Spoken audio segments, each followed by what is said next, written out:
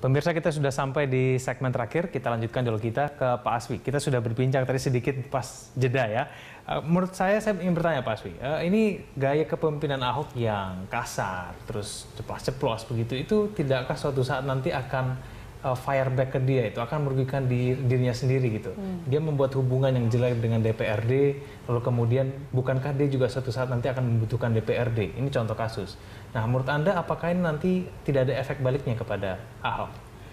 Iya, jadi saya pikir ya lebih baik dilakukan pendinginan suasana sekarang ini, dan saya berpikir gitu ya, kalau kita bandingkan dengan misalnya KPK gitu. KPK itu sebuah lembaga yang mempunyai juru bicara gitu. Nah, waktu Johan Budi menjadi juru bicara, itu biarpun tegas, itu disampaikan dengan enak, dengan santun. Nah, mungkin kalau ada juru bicara di DKI ini yang kalau wartawan apa-apa tanya ke juru bicaranya. Jadi tidak langsung. Kalau sering kali pejabat itu blunder itu kalau tiba-tiba mendadak ditanya tentang sesuatu ya, dia juga belum siap ataupun juga belum mempunyai jawaban yang tepat gitu.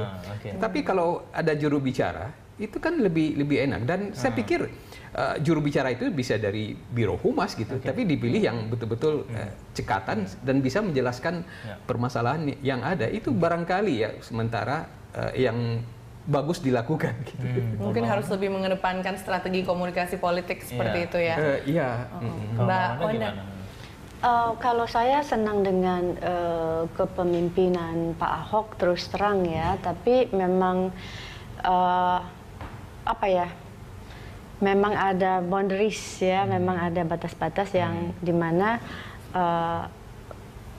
legislatif juga punya hak dan kewajiban yang sama. Jadi kalau memang keduanya bisa melakukan check and balance, akan baik sekali. Jadi sarannya apa nih buat Pak Ahok nih?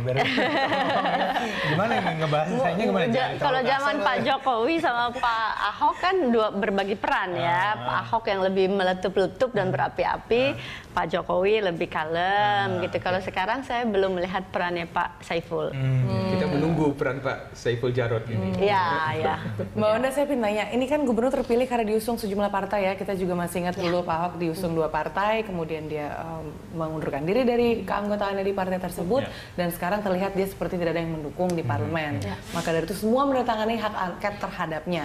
Tapi sekarang kita lihat juga pelan-pelan banyak yang mencabut haknya seperti itu. Jadi sebenarnya sebagai anggota DPRD pada saat Anda duduk dulu menjabat, tunduknya terhadap apa sih? Ini konstelasi politik, tunduknya terhadap kepentingan rakyat gitu. Ketika udah duduk dan terpilih, baik eksekutif maupun legislatif, mestinya udah melepaskan lagi kepentingan-kepentingan kelompok yang ada.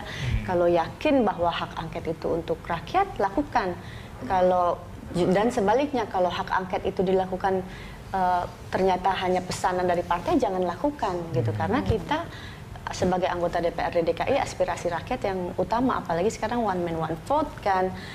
Orang udah nggak pilih karena partai lagi, orang pilih karena si A baik, saya kenal dia mendengar aspirasi saya gitu. Jadi ketika udah di eksekutif maupun di legislatif, mestinya udah melepaskan semua kepentingan politik. Tapi ya kembali lagi bahwa oligarki partai di Indonesia ini masih masih sangat kuat, sehingga kalau ada anggota yang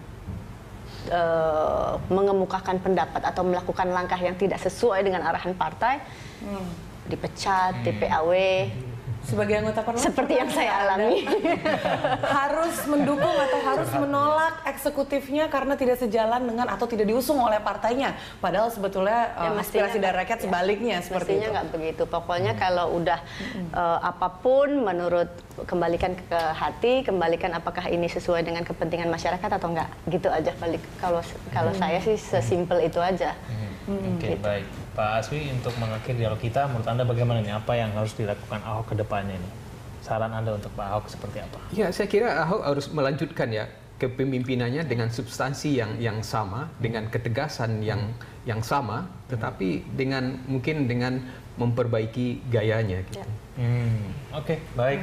Kita tunggu nanti bagaimana tindakan Ahok selanjutnya nih. Kira-kira akan seperti apa? Ini APBD akan terbuka, transparan seperti apa? Dan semoga kita juga bisa melihat hasil transparansi itu ya. Baik, terima kasih Pak Aswi dan juga Mbak Wanda. Terima kasih sudah hadir bersama kami. Ya.